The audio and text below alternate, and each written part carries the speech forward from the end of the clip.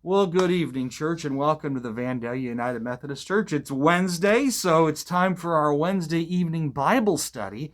And I'm wearing my mask to remind everybody that when you come to worship on Sunday, or if you're coming to one of the small groups that are beginning to meet again, you got to cover your face, okay?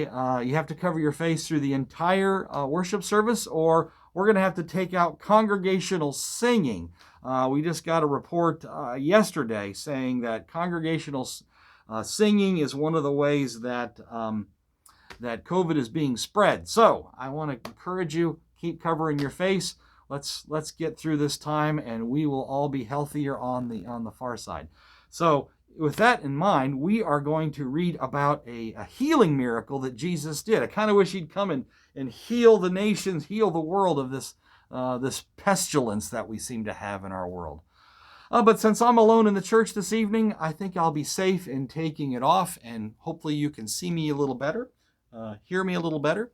So, but we got to keep our faces covered while we're here at the church. I'm looking at it's not quite evening, and I look out and I see Nathan Mercier. He's working to build our playground outside the offices here and outside the nursery. So I hope he doesn't get too hot in this 85-degree day. But today we are reading out of the Gospel of John. We're continuing our John study, and we are going to be looking and beginning in the Gospel according to John, chapter 9. And we're only going to read the first portion. We're going to read 1 through 12. And 1 through... This is one story that takes up really a chapter and a half out of the book. So it starts in John chapter 1, and it goes all the way until about the middle of John chapter 10. So the healing of the blind man is really a paramount story in the Gospel of John. So we're going to read John chapter 9, verses 1 through 12. So we hear this. As he went along, he saw a blind man... saw a man blind from... Let me start again. As he went along, he saw a man blind from birth. His disciples asked him, "Rabbi, who sinned, this man or his parents, that he was born blind?" "Neither this man nor his parents sinned," said Jesus, "but this happened so that the work of God might be displayed in his life.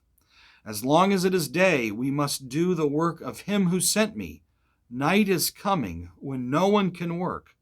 While I am in the world, I am the light of the world." Having said this, he spit on the ground, made some mud with the saliva, and put it on the man's eyes. "Go," he told him, "wash in the pool of Siloam," which means sent. So the man went and washed, and came home seeing. His neighbors and those who had formerly seen him begging asked, "Isn't this the same man who used to sit and beg?" Some claimed that he was. Others said, "No, he only looks like him." But he himself insisted, "I am the man." "How then were your eyes opened?" they demanded. He replied, "The man they called Jesus made some mud and put it on my eyes. He told me to go to Siloam and wash. So I went and washed, and then I could see." "Where is this man?" they asked him. "I don't know," he said. Thus ends the reading of the scriptures. So this begins with Jesus and his disciples walking along, okay, kind of nondescript. And we have this classic pattern in the Gospel of John. John has an event, he has a dialogue, and then there's a discourse. And we'll get to the discourse next week, but today we're going to look at the miracle and really the dialogue too. So Jesus is absent really from the moment he sends the blind man off to the pool. I mean, I guess if somebody spit and made mud and wiped it on my face, I'd be looking for a pool of water as well. But Jesus he does the healing and sends the man off. And from John 9 verse 6 until 35, Jesus is absent from the story. And that's actually the longest Jesus is absent from the gospel, in fact, the entire gospel. So sight to the blind that's really in all four gospels. Matthew, Mark, Luke, and John all have Jesus healing a blind man. Now, two of them have Jesus making the mud and wiping it on his eyes. The other two gospels say, no, that's a little too close to magic, so they kind of pull that part out. And so one of the reasons, though, for the making of the mud is really so that Jesus can show that he's breaking another one of these silly little laws that the Pharisees like to make and impose on people to kind of make their life even more miserable on the Sabbaths. Now, what do you think that was? Was it the spitting? That's kind of gross. There's still some laws on the books that say you can't spit in public. Maybe that was it. Maybe it was the fact that he made kind of a mess.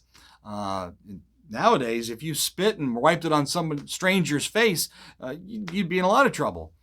But it was the fact that he was kneading, almost like making bread. He made like mud or clay. It was that act of rubbing and making and kneading like bread, and that was considered work, and he wasn't allowed to do that. So the kneading of the mud was violating this Pharisees' law of you can't do anything on the Sabbath. All you can do is pray and lay still almost. So he comes along, Jesus walks along, and it's not descriptive as to when and where this happened. And he came across the blind beggar. Notice that the blind beggar, there's no real conversation between Jesus and the blind man, except for Jesus kind of maybe startled him with touching his eyes and telling him, go and wash. The man didn't ask to be healed. So the disciples say, well, who sinned? Who caused this man to be blind? Was it him? Was it his parents? Who caused this? And Jesus kind of dispels that myth and says, no. This is done so that you might know that God sent me to be the healer of the nation, to be the healer of people. It's not the pool of Siloam that heals the man, is it? It's Jesus who heals the man. So the reason for the miracle is just to show God's work. And God's work is Jesus, and to cause people to believe that Jesus is the Son of God. And I love that at this point we also get Jesus is the light. Holy Week will be marred by darkness, right? So Jesus is the light of the world. And so right now we are in light. Whether or not it's light outside or dark outside, Jesus is the light of the world. And we know that when he is in the world has the light, right? And then at Good Friday, when Jesus is nailed to the cross and gives up his spirit, darkness fell over the land from, noon until 3. And so there was darkness. It can't be an eclipse, all right, because eclipses don't last that long. This is the miracle that the light had been extinguished from the world. And is marked by the 3 hours of darkness. So Jesus is the light of the world. And so where am I? Okay, he spit, made mud for each of the type of need. The healing takes place apart from Jesus. Did you notice that? That he just kind of made a mess on the man's face with the mud that he had made with the spit and the dirt. But it's at the pool of Siloam where he kind of washes his face and he opens his eyes for the first time. Perhaps in his life he was born blind. He'd never seen anything. And so the healing takes place somewhere else. And this is important, I think, because the man had never seen Jesus. He couldn't say, well, he's over there. He doesn't know direction. All he knows is that people were talking to the man who was healing him and calling him Jesus. The only thing that worked was his hearing. His eyes didn't work. And now the other thing is what else worked? I kind of like, see no evil, hear no evil, speak no evil. But this man, he couldn't see, but he could hear who healed him. Jesus. And what was going to happen? He was going to witness to the healing. He, in fact, had to witness to himself and testify to the miracle. because people are starting to argue around him as if he isn't even there. Now, is this the man who was blind from birth? Well, no, it's somebody who looks like him. And he's standing there with his hand in the air going, I'm the man. Well, then how were you healed? I never saw him. I was blind. I went and washed and now I can see. But I know that people were talking to the guy who healed me and his name was Jesus. And then they asked this silly question, well, where is he now? I was blind and now I can see. Right? Reminds us of the hymn, Amazing Grace. Well, I was blind, but now I see. So how does he know where Jesus? So Jesus kind of gets lost back into the crowd. And Jesus is kind of like, Jesus is nowhere to be found. And so when they ask him, well, where's this man who healed you? I don't know. I was blind. He wiped spittle and mud on my face and told me to go to the pool. I imagine, don't you just picture him getting out his white cane with the red tip and staggering to get to the pool of Siloam where there's a body of water. And he was able to wash his face and get the mud and the saliva off and open his eyes for the first time ever. Has anybody watched any of these videos that are coming out where people who are colorblind are putting these specially made glasses on and people are seeing colors for the first time? I imagine that is what happened with the man, where he is, oh my goodness, the gift of sight. It's a miracle in itself that eyes work and that we can see the world around us and we don't bump into things like chairs or desks or other people. And so the miracle of sight is restored to the man, whether he wanted it or not. And I picture those people putting on glasses and oftentimes the tears flow, right?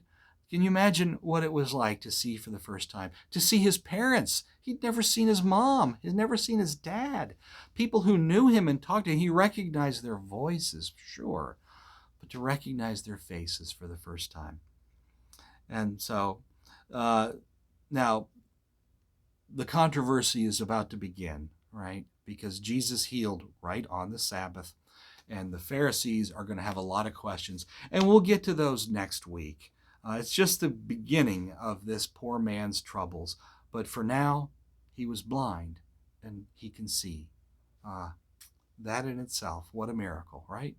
So God bless you. I hope to see you all Sunday. Again, we'll remember it's not that much trouble and we can keep everybody safe. God bless you. I will see you Sunday. If not, I will see you on the internet next week. God bless you. Be well. Be safe. Take care. Bye-bye.